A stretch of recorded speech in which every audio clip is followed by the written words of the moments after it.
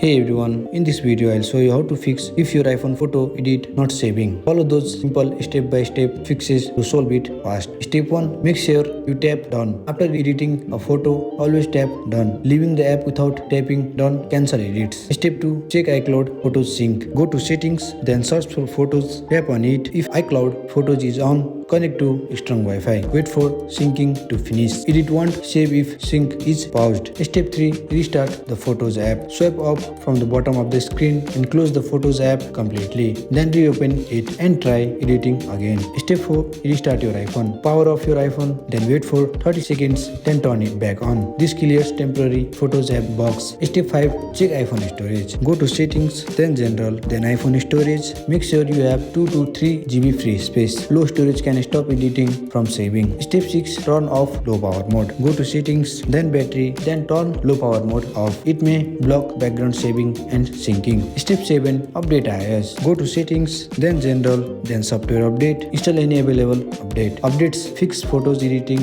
and saving box. If edits still don't save, try editing with a third-party app or contact Apple support. The Photos app may need repair. And that's it. I hope you like this video. If you find this video helpful, drop a like, subscribe to our channel. See you in the next video.